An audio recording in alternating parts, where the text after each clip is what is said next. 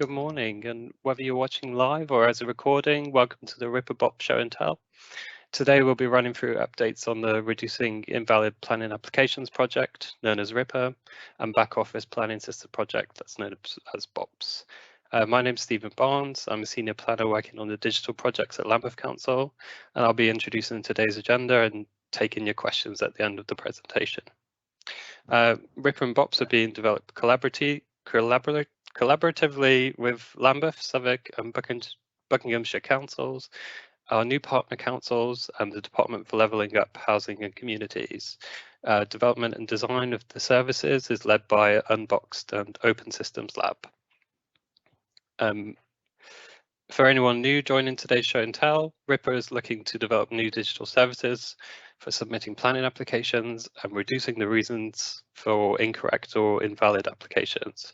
This is to improve the service and experience for applicants. BOPS is looking to develop a new digital system for processing planning applications, and this is designed by and for planning officers to enable more efficient decision making and open up planning data. More information is on the websites that will be at the end of the presentation as well. Onto today's agenda. Over the next 45 minutes or so, we'll be looking at work that has been completed by the projects in the last 4 weeks since our last show and tell. First up today, we'll be hearing from Evangelos at Unboxed, who will be taking us through the applicant-facing service for BOPS, which is called BOPS Applicant. We'll then be hearing from Rosanna about the end-to-end service blueprint. Rafaela's work to improve the tool for drawing site boundaries in BOPS. Then from Lam about what we've been learning from Ripper users' feedback. Finally, then from Alistair, Open Systems Lab, we'll be hearing about solving the mayor's needs for certain data to be collected for applications in London. And finally, early results from the soft launch of Find Out If You Need Planning Permission in Southwark. If you're watching live, we'd love to take any questions that you have. And at the right side of your screen, you should find a box where you can enter your questions. With all this in mind, I'm going to now pass you on to Evangelos from Unboxed. Hello, everyone. I'm Evangelos. So we were constantly getting queries from council's IT team regarding BOPS and what is BOPS applicant for things like software architect, infrastructure, data storage, and more. So we came up on making a BOPS playbook with the intention to make all that information available in one place. In addition, in these documents, we will be using it as a way of improving our onboarding process to new councils because we found out that there are a lot of uncertainties around the process of setting up new public-facing URLs, which it was unclear. And so please feel free to ask us, and we are more than happy to share this document. Next slide, please. So through our the creation of BOPS playbook and answering this question, we did a sketch, as you can see on the right-hand side, where it's a diagram of how Ripper, BOPS, and BOPS applicant communicate. So imagine that the applicant will use a Ripper service in order to submit their application. Then Ripper will post and create the application on BOPS side, which BOPS is the back office planning system, which then planners and manager, they will use our system in order to validate the planning application. And throughout this process, if there are any uncertainties,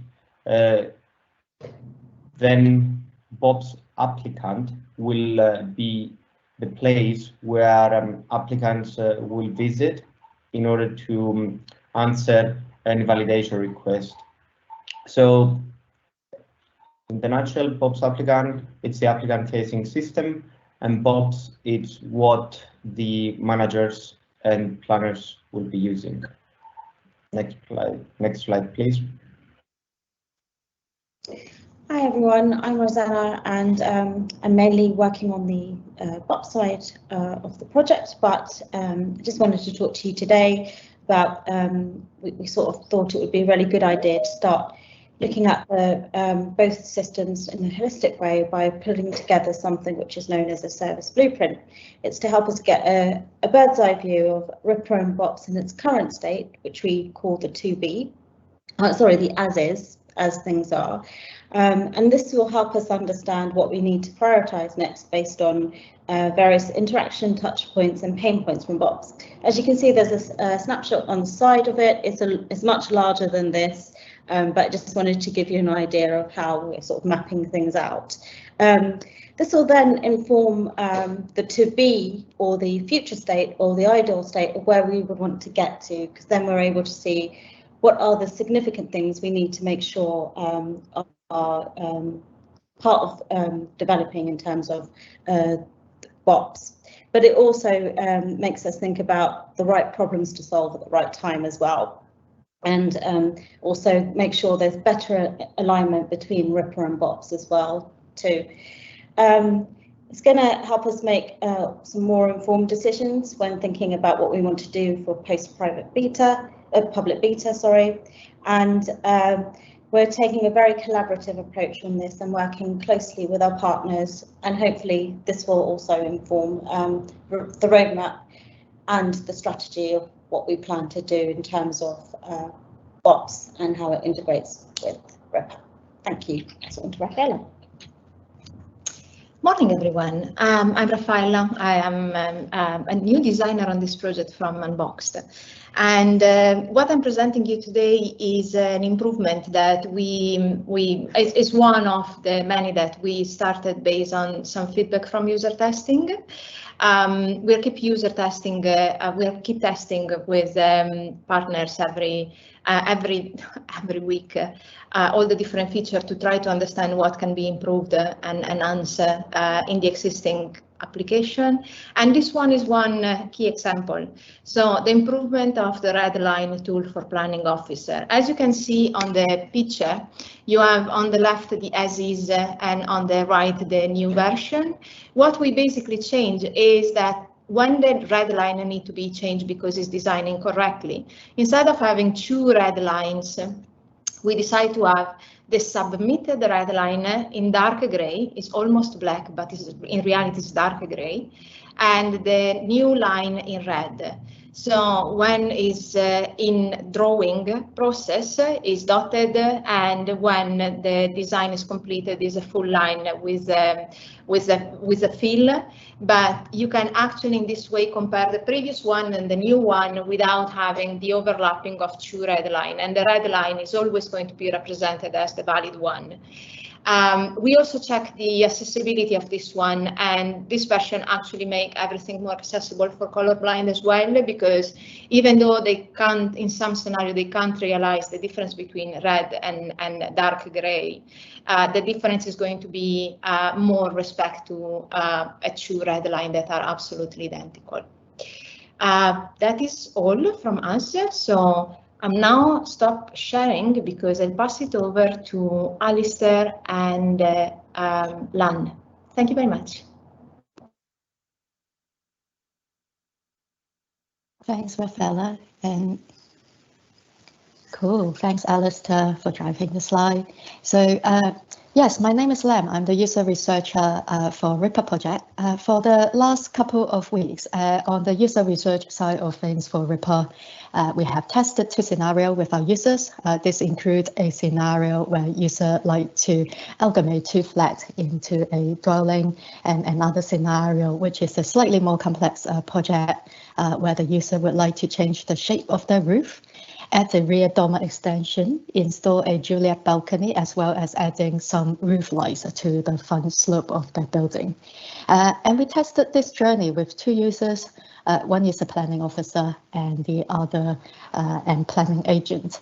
This brought the number of the users we have now spoken with for the new LDC service to a grand total of 88 and 108 users in beta phase, including other services such as household planning application service and the final if you need planning permission service. Next slide, please. Thank you. And some highlights from our user testing this sprint.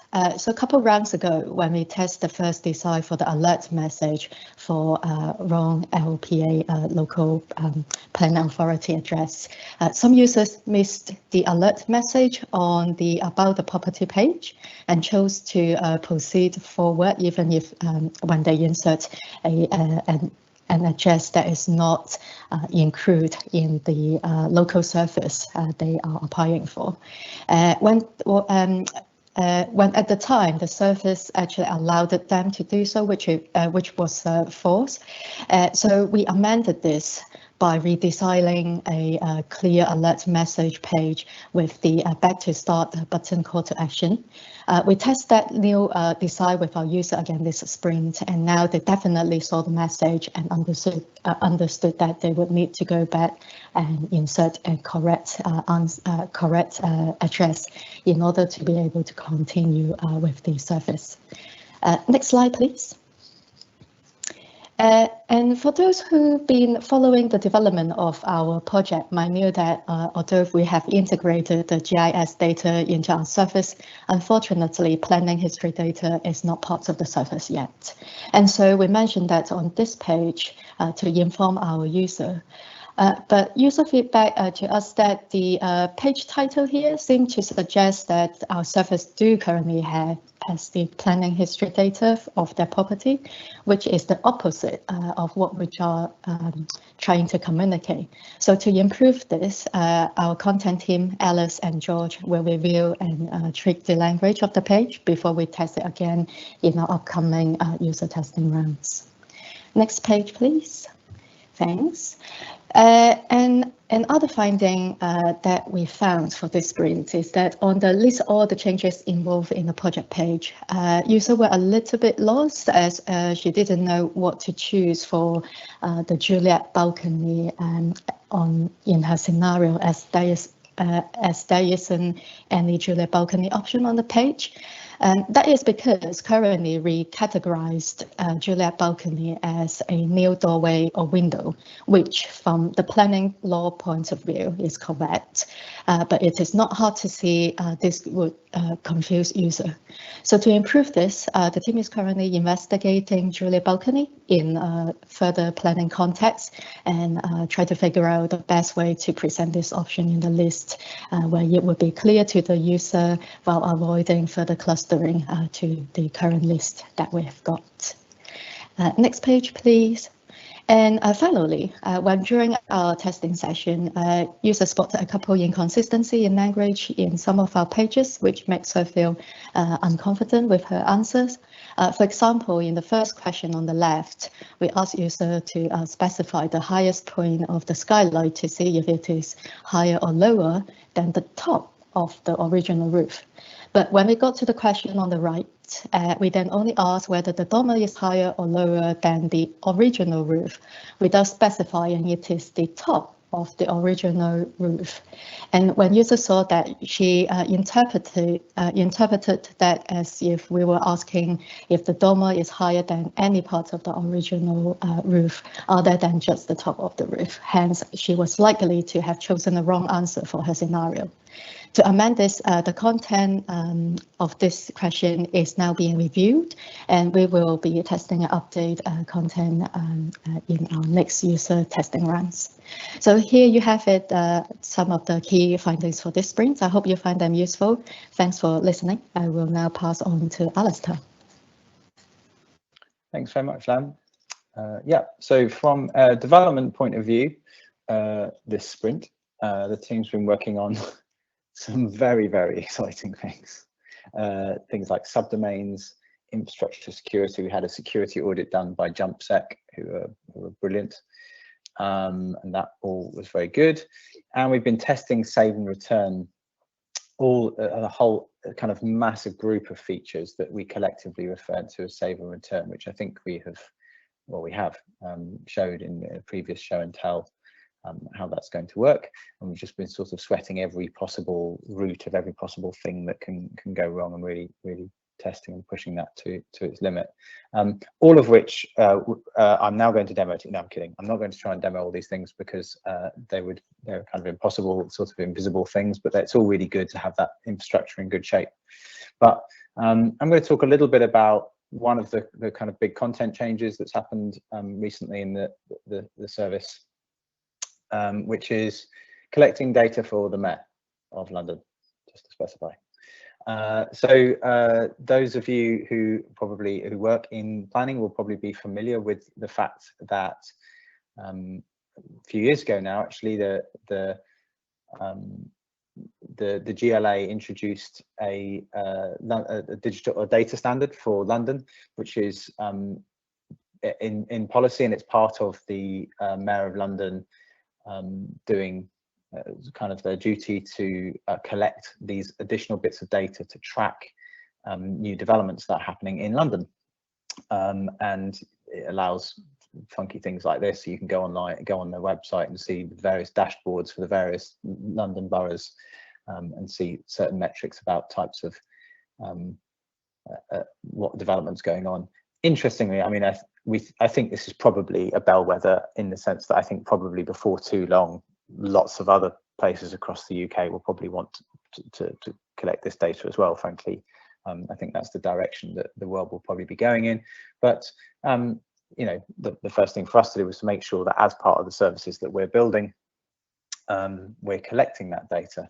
The good news is it's kind of quite well documented, and it's quite well clear what we think what the data is. So there's documentation that was published by the Mayor of London around the data standard for the database. So for other types of application, we'll have to add a few more fields, but for the LDCs, it was a fairly finite list of these. Now, the interesting thing about these is what we don't want to do. You know, we want to minimize the extent to which this makes the application much more onerous. Obviously, it's much easier to get this data direct from the horse's mouth, as it were, from the applicant. Some of this data we can kind of pick up anyway, and some of the data is really easy to get up. It's pretty much effortless for applicants, for example, to tell us how many new bedrooms are going to be involved. That's a really easy thing. Whereas some of the things are kind of harder. So one of the things is also making sure that we can use the power of the services that we have, these dynamic services, to only ask questions where they're relevant. So if, for example, someone is only putting in a chimney on a house, you don't need to ask them if they're adding any additional bedrooms. So trying to get away with that idea of you must fill in the form, all of the form at all costs, when we already know the answer. So I'll start by just showing you what it looks like behind the scenes. So what we've added anyway, this is the PlanX editor where the services are built. Let me zoom in a bit because I appreciate this screen is a bit big. So you can see these flowcharts. So don't worry about all this. This is the sort of journey that currently exists through the service. This is the bit where they've done all the information that's related to assessment. And here we've added this flow in here, which we can go inside, and what we've just currently called more details. Now, this kind of coincides quite neatly with a piece of work that we wanted to do anyway for everybody, which is does what it says on the tin. It asks for more details. So we've already, at this point in the service, we've asked questions related to that are going to help both the user and the officer assess the scheme against the relevant legislation or policy, such as how high is the roof or whatever it might be. But also there are certain key bits of information that it's really useful for officers to know in certain cases. And rather than them having to dig through documents and work those things out for themselves, why not just ask it, especially if it's the type of information that the applicant is going to just know, and be relatively, you know, painless for them to enter. So we actually created, it's sort of done it at the same time. This was on our to-do list anyway, to create this more detailed section. And this is something that will definitely be a living, evolving thing, because one of the things we're really keen to do is keep working and keep listening to planning officers. And so when they say, hey, you know what, in cases like that, it'd be really, really helpful if we could just ask users to tell us that, or just to tell us that. It would make life a lot easier if they could just tell us that piece of information. So I think we'll keep learning and stuff like that. But it's also an opportunity to, it's a good place to put in the data for the London data standard. The key thing there being, of course, that we don't want to ask it for councils that are not currently part of London boroughs, unless they decide they want to do something, they want to collect these extra bits of data and can. So there are some bits of data which have been added to this. So what we're starting to do here, we're starting from our big list. This is this big, long, thin, sideways list. This is our big list of all the different project types that we currently have within our schema, within the service. And we're asking relevant questions. And usually the question is how many. So these things are general and they'll appear for everybody. So if you're, for example, putting in new skylights onto a building, it will ask you how many new skylights are being put onto a building, because that's quite an easy thing to enter. And it's quite a useful thing for an officer to know, and then look at the drawings and say, oh, yeah, there they are, I can see them. But then lower down, we've just got this little question here. The nice thing is this is a piece of data that we pick up from the GIS now. So we've got property.region is a field that we're getting from digital land, which is lovely. And so essentially we can automatically ask this question. The user will never see this question. It will just get answered automatically. Is the property in the Greater London Authority area? Yes. Okay, off we go down into the London Data Hub questions. So let's flip out into end user view of the world. And without wishing to bore you all to tears, let's just run through what that looks like. So pick an address here, very good. That's the thing Lam mentioned earlier. Let's draw a very, very rough and ready site boundary. Proposed changes I want to make in the future. Just going to call this test. And in the case of this one, just to make it more interesting, because I'm going to pick add a rear extension, because that's going to ask about things like bedrooms, which just is more fun. We'll go through the normal questions that we are normally answering, which is the kind of parts where the questions that are critical to assessing the scheme against legislation and policy. In this case, it does have a projection to the rear. We'll build a one-story extension, shall we? I'm rattling through these very, very quickly. Obviously, if I'm going too quickly, feel free to just have a play with the service yourself sometime. Go and play with, find out if you need planning permission service, for example, which I'll come back to. Oh, hello, I've accidentally zoomed in there. Okay, materials are similar to the existing house. They're brick, because it's in a conservation area, 50% or less. It's to extend the home.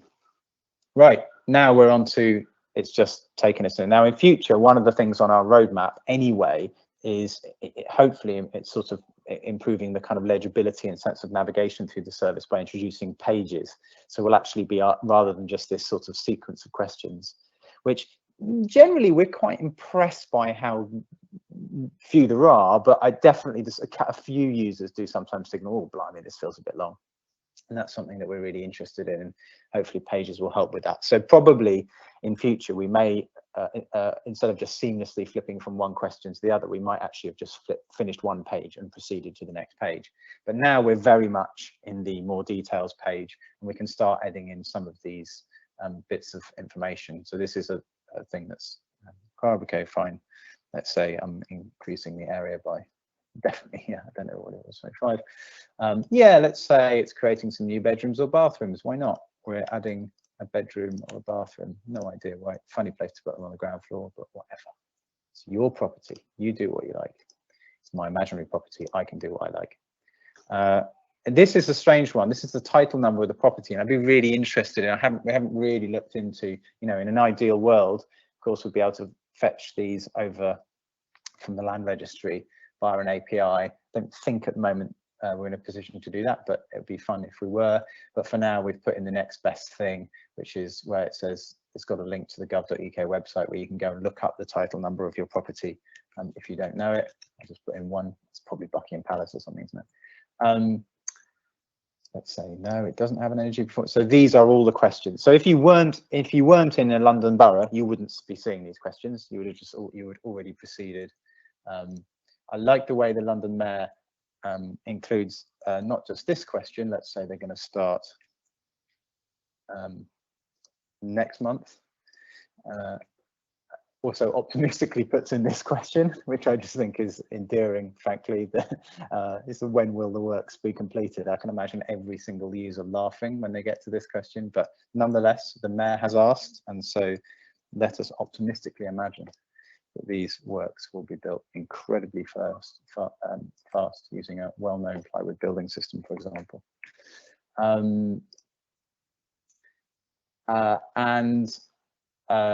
Then we've got these questions again. So I have to say, in the form version, this bit is a bit clunky, I think, in the schema, and actually we can do it. This is a much more elegant way of doing this, I think, where we can say, right, does the site include any of these? For the sake of it, let's say cars, just for fun, and you can see what's going on here. So we can say, what type of car parking spaces are present? Let's say there's an off-street. How many before? How many after? We haven't changed that. Fine. Cool. No, they definitely weren't. And now we're off, and we're beyond, and we're into who are you? And we're going to start filling in our information. So there we are. You can see that those questions, hopefully, relatively painlessly, we've introduced those questions that would only be asked to applicants who are within a London borough. But each borough does not itself need to set that up. It's all part of one shared module.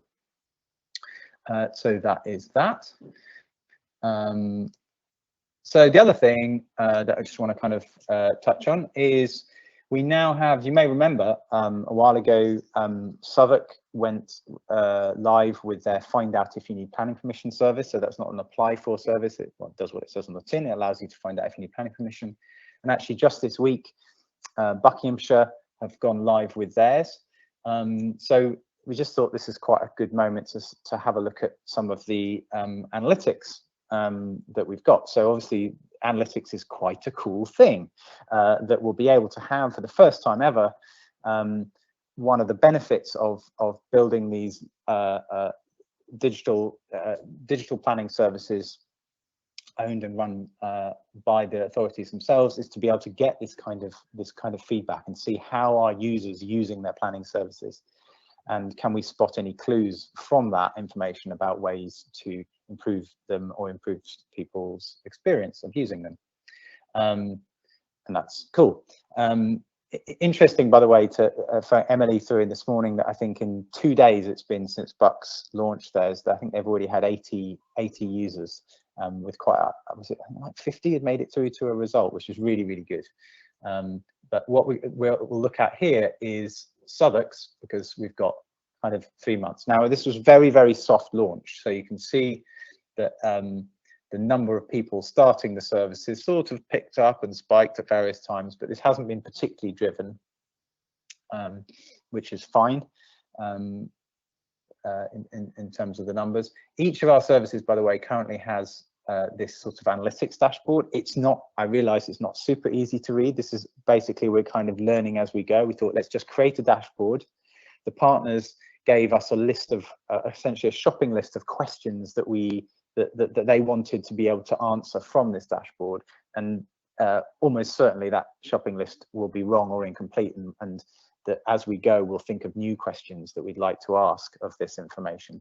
All the data's there, but we can build different graphs. One day we dream of being able to bring these analytics into the editor itself, so you can sort of see a heat map. But for now, we're looking at it through the perspective of these sorts of graphs. So first graphs we've got here is well, particularly we're interested in this one on the right hand side, which is number of people starting the service. This field here called people dropping off upon seeing a result, we included this primarily for the apply for LDC service. It's not quite so interesting from the perspective of find out if you need planning permission, but I will explain why in a minute. Obviously, from a point of view, you know, okay, we've got various different times. I think the last one was in the last week we had 82, and I think Hope was saying that that's just there's a change. They've made the link more visible and more direct on the website, I think. So that's kind of helped with that. You can all go on to there right now if you want to, and this will just tick up this week's bar and it will fill up as it goes. So then the other thing I guess we're really interested is how many people make it how far through the service. So how useful is the service being to them? So there are different points. It's not quite as clear cut as, oh, this service has been useful to me and they're all going to fall off on the same page. The way that the service works is it says you ask the questions and it gives you what's called a result component. Then it gives you this thing saying, okay, what would you like to do next? So what we call the next steps component. Then after that, it gives you information about where you can do the next steps. Then finally, the very last thing you can get to in the find out if you need planning permission is just a little page that says, thank you very much for using this service. Please give us some feedback. And it links to the feedback widget.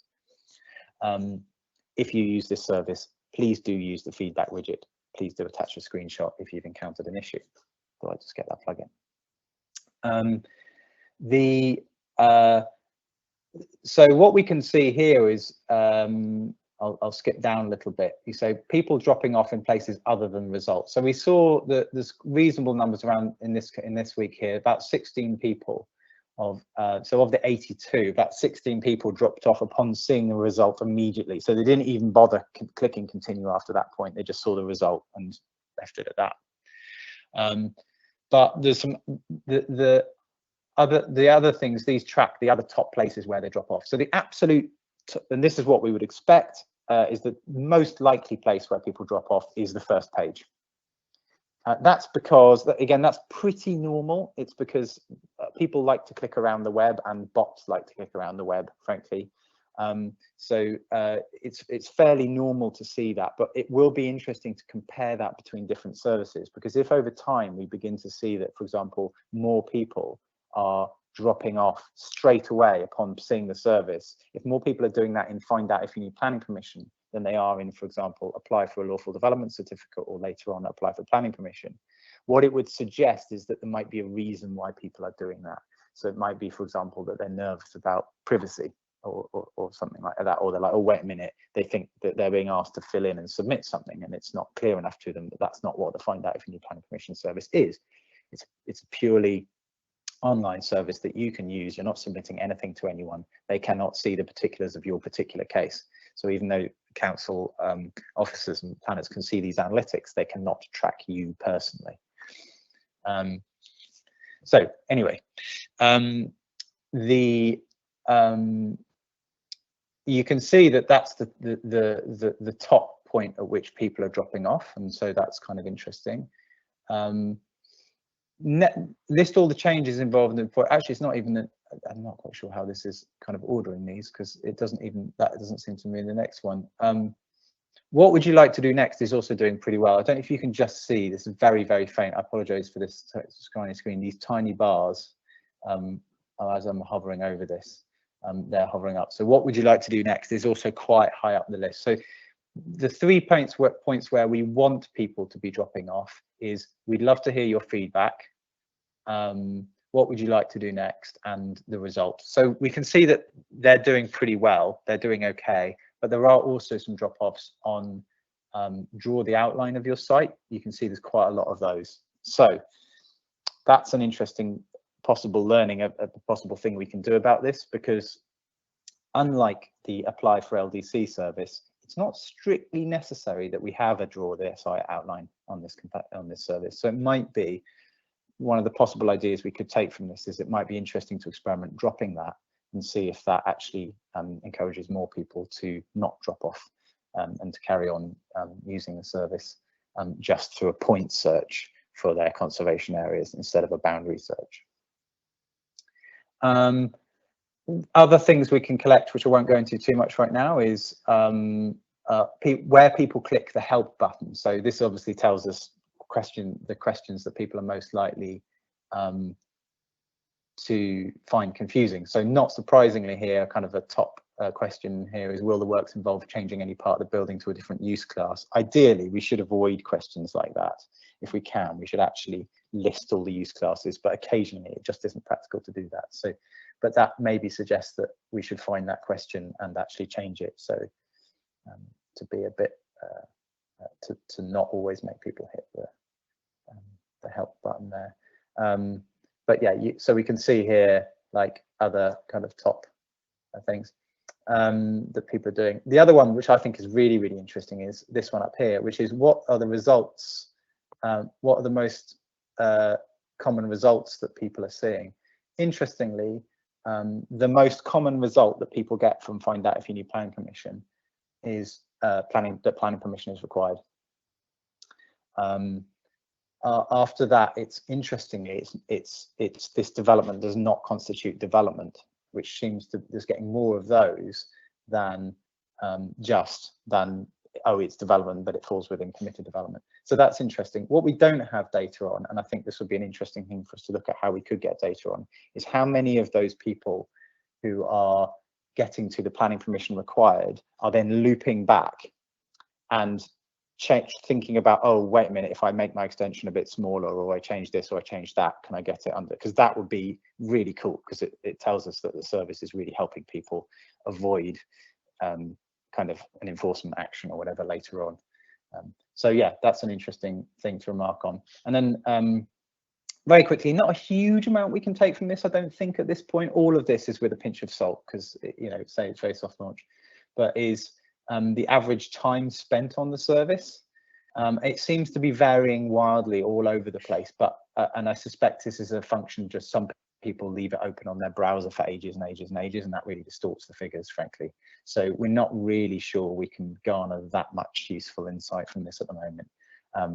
It would be interesting if we could, because we could begin to get to, again, we can begin to see patterns maybe over time, because we could begin to guess like how easy or difficult do people find it to answer the questions. Do they already know the answer and they're like, yeah, I can just answer that, it's 1 bedroom? Or do they actually need to go and look up and research the answers? So yeah, interesting. That's just a quick kind of look. There's also some questions, yeah, as we mentioned, that Hope's thinking about testing different versions of this. So in some cases, the service would have a landing page that explains things. The other option is just having a button on much more high level where you just go find out if you need planning permission. It takes you straight to the service. So what would be the impact of that? So yeah, first page drop-offs, what could we do about those? That's interesting. What if we remove draw a boundary? That would be interesting. Is there a way of capturing how many people are looping back? That might be something that we can ask in future, see if we can get data on that. And yeah, how easy is it to answer the questions? How long do people take? This is not, you know, these are not, we've got so much going on. These are not the most big pressing things, but it's really cool to have a first look at beginning to see how people are using the service, and we'll be able to see and spot patterns across the different councils. And with that, I will be quiet. Thank you. Yep, thanks, Alistair. Yeah, really interesting to see the demand really that's sort of pent up there, showing that we're just kind of catching up to what people expect really from council websites in a way. And I'm just thinking about this is people who might otherwise, you know, a proportion of them probably call up the planning office, and now they have access to this 24 hours a day. So some real value there. Yeah, and you remind me, actually, I remember when we first had our very first conversations, oddly enough, with Southwark Council about the idea of this service. One of the first things they said to us was that on their telephone hotlines and emails, the single most commonly asked question by a long way was, do I need planning permission to replace or change or repair my windows? And that was actually a huge amount of the email and phone traffic they were getting. So it's very, very interesting to then look at those analytics and see that not development is in now, and I said dig in and sort of test that theory a bit further, but I wonder if that's what's playing out there. Actually, it's a lot of questions about windows. Yeah. Maybe. And also probably the response that they were getting was, it depends, because so much of this you do need more information, so that's great. Yeah, we do have a couple of questions that have come through. One is more of an observation from David Forster about using Ripper or find out if you need planning permission. I think this might be something maybe for Lam or Alistair to get back to, and it's just to say that they've noticed that drawing the line, the site outline, if you pick the wrong point, you can't easily go back and get rid of that single point. So that might be why people are sort of abandoning and starting again. It's like registering on the analytics as somebody starting again.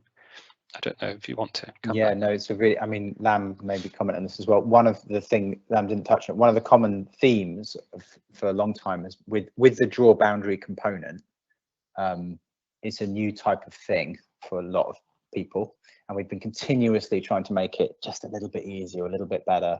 So you know, you now have it has the snaps, you have the ability to drag a point, and you have the ability to delete the right thing. But yeah, David's exactly right, we don't currently have the ability to delete an individual point. Yeah, kind of constantly looking at the next little thing that we could do to make draw boundary just a little bit easier every time. So that's actually a really interesting idea. Lam, I don't know if you want to comment on that from user research. Yeah, I think it seems to me what David meant is he can't easily edit the draw outline, which is something that we found again and again in our user research. I think it's not always clear to users that once they draw the site outline, they can actually edit it on the map instead of needing to go back to restart the drawing. So maybe, yeah, the team is definitely aware of that. And as Alistair mentioned, we will be looking at this closely, and hopefully can make some changes in near future to improve that. But yeah, thank you so much, David, for feeding that back to us. Yeah, there is time for some more questions. We've got two more to go through, but if you have anything burning, maybe get it in the chat now in the Q&A. The next question is more for BOPS team, and it's comments say that it's cool to see how Plan X is managing the additional questions for the data from the Mayor of London. It's a contrast to the way it's been collected in the past, which is presumably PDF forms. Have we worked through how this kind of specific data will be surfaced through the BOPS API in a meaningful way, and then how it will be used? So I don't know if Vangelos has any thoughts on that, or Rosanna maybe.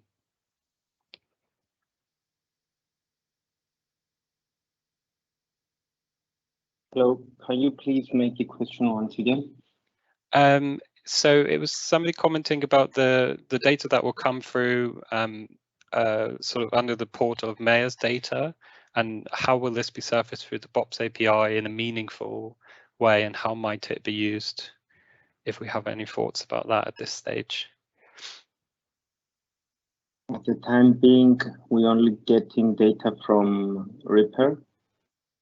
So yeah, this is a kind of, I mean, just to maybe explain, is that this is quite a recent addition, so we're not really, the data will come through to BOPS, but there isn't, it's not very sophisticated at the moment what we're going to do with that data other than collect it, I think it's fair to say. Yeah.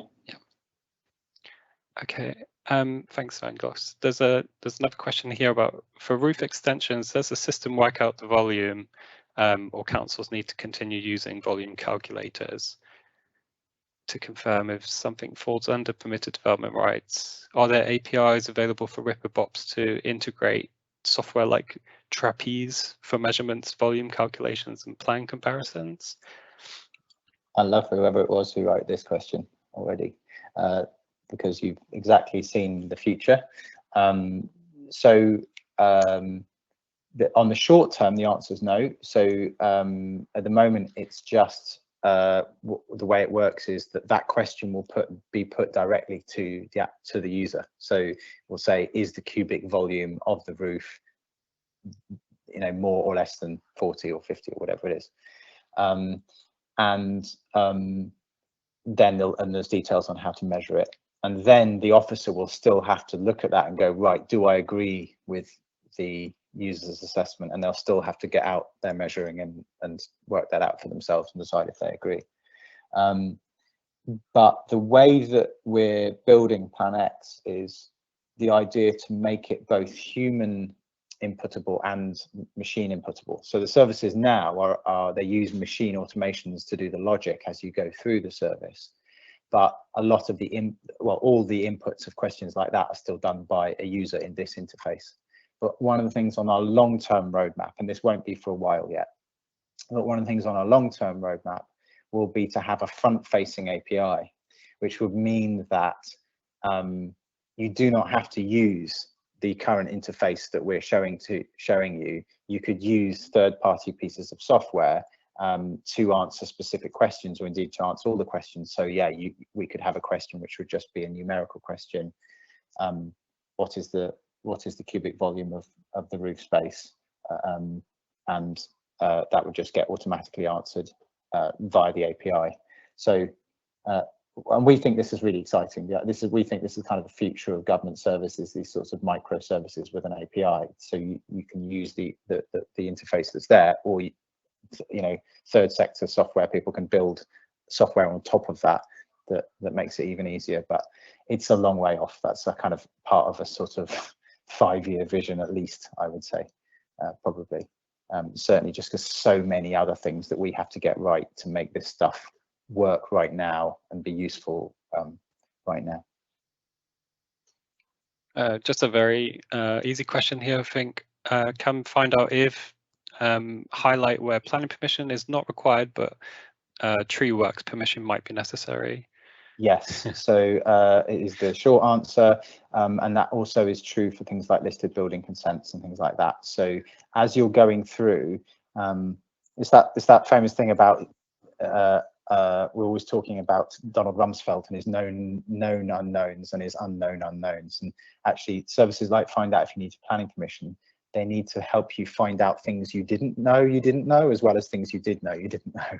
And that includes a user who goes in saying, I've heard of this thing called planning permission, but they probably might not know that trees consent, or they might not know that listed building consent is a separate form of consent. And so the service will pick that up and say, it will ask questions like, oh, you're in a conservation area, and you'll get questions like, are you doing stuff to a tree with a trunk more than 100 millimeters and things like that. And so if that is the case, you will get 2 warnings, 2 result screens. One says, by the way, before you get to the planning permission one, it will say, oh, you'll also need to apply for trees consent, or you'll also need to apply for listed building consent as well. Yeah, sorry, and just to go back to the question about measuring, it's not something that's currently built into BOPs, but it is part of the next sort of phase of work to look about what tools do need to be integrated and what's realistic to get in there. I don't know if you have any more thoughts on that. Anyone from the BOPs team? Just to jump around a bit. It's okay if not. Yeah, it's something obviously we're looking at and scoping, but it's not. It will be part of the things we eventually would like to get in BOPs. Maybe not right this minute, but yeah, definitely something we will be looking into. Okay. And somebody's asked questions, I think, following on about the trees, about whether that would work if they use the point of rather than a polygon for the red line. But I'm pretty sure that, just to give a quick answer to that, you wouldn't. Yeah, it's a really good question, and that is the reason why we put on the polygon search in to find out if, because even though it's a bit of a point of friction, it really improves that, because actually you're drawing your sole site area and that will pick up. So without wanting to go off on a long one about the fact that different councils do, as you can imagine, TPOs in different ways, some with polygons and some with points. Even with a point, what we're doing when we take a point is we're just taking a radius that offsets it, but often that UPR endpoint will be in the middle of the building. So if you've got a TPO right down the bottom of your garden, yes, that would miss it. And so that's why we prefer boundary searches rather than relying on the point search. GIS Jedi level question there. So I hope I gave a good answer. I think the questions are starting to slow down a bit there. So I'll just give it one more moment for anybody else to get one in quickly.